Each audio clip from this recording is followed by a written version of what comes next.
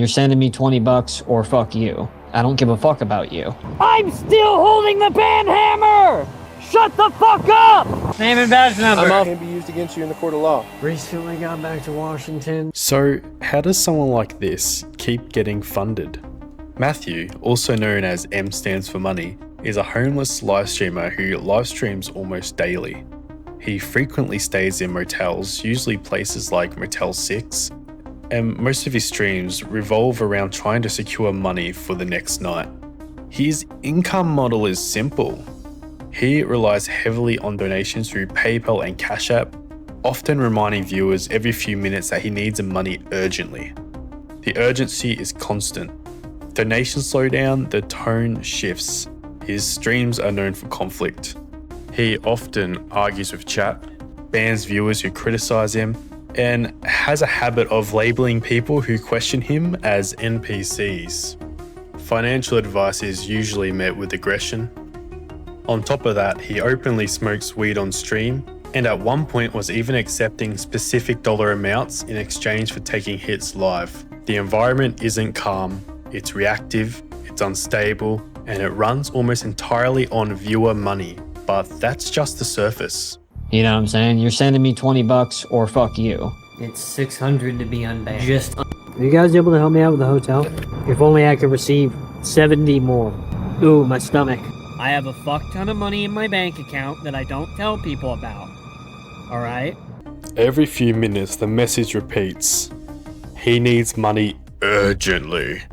For a motel room, for fixing his teeth, for flights, for bigger plans.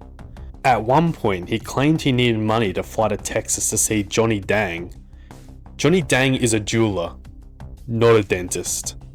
The urgency becomes part of the rhythm of the stream. If the nations slow down, the tone changes. It becomes pressure, and eventually, confrontation. Is this desperate, or is it performance? Have I missed 2 cycles? Fuck you, God! I'm here to collect 200! I spilled some chocolate milk on the floor, yeah. I expected y'all to clean that up, is what I told them. And then I'm like, alright then, goodbye. At one point, he said this is all an act. That he knows what he's doing. That he takes people's money. If it's an act, then what's real? I have all this money in my bank account that I don't tell you guys about.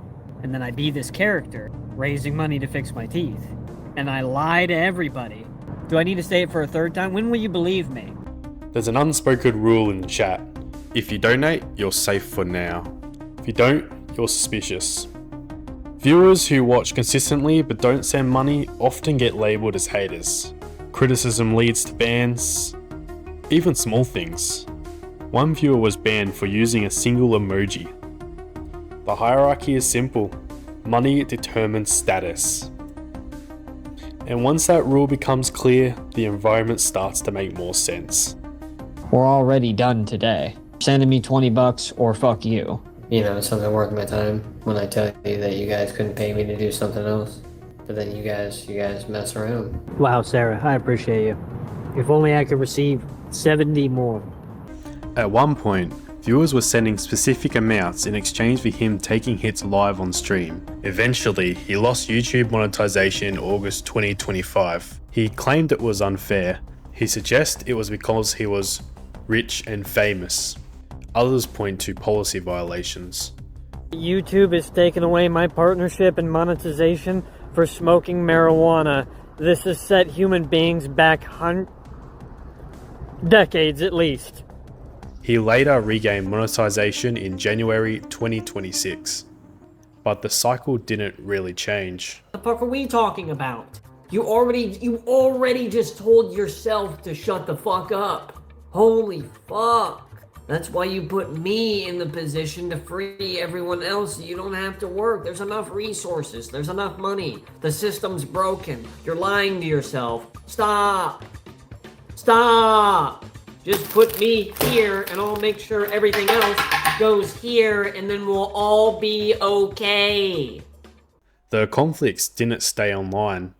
There were public confrontations, arguments with security, arguments with police, escalation streams live, the instability spills into real life.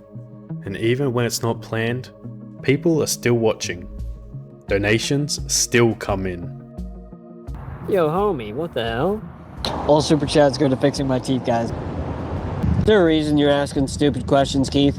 Yo, TGMB, I really appreciate you, bro. All super chats go to fixing my teeth. Then came the trespassing incident. He stayed in what appeared to be an abandoned house. The homeowner returned, police were called. He had reportedly been there for about 2 weeks. When confronted, he denied being there despite having streamed from the location. He was arrested live, charged with first-degree criminal trespass. He claimed false imprisonment. He argued with the officers as it happened. This is where online persona meets real-world consequences. Do they have a lot of squatters? No, people are not brave enough to do what I'm doing right now. This is an incredible waste of taxpayer resources. Howdy! Yeah, name and badge number. Name and badge number. That's illegal. Oh, no, it's not. You're under arrest. Hi, YouTube. This is illegal. What's the crime? Criminal trespass in the first degree. Who's trespassing me? The homeowner of the residence. Who? The one on the deed of the house, Matthew. When? In court, he was assigned a public defender. He claimed he had never spoken to the attorney. He wanted to go to trial immediately. The judge had to explain the legal process. The online main character narrative doesn't translate the same way in the courtroom. That's wonderful. Your Honor, permission to speak freely? Yes, Mr. Davis. I feel like there is a miscellaneous amount of stuff that I would like to talk to you about concerning either this case or things surrounding this case. So there are things that you should not talk to me about, Mr. Davis. There have also been allegations of inappropriate behaviour and explicit comments on stream. These are allegations, but they add to the pattern of controversy surrounding him. He doesn't believe in working, yet streaming is his work. He calls his viewers NPCs, yet depends on them. He says it's all an act, yet builds real-world consequences.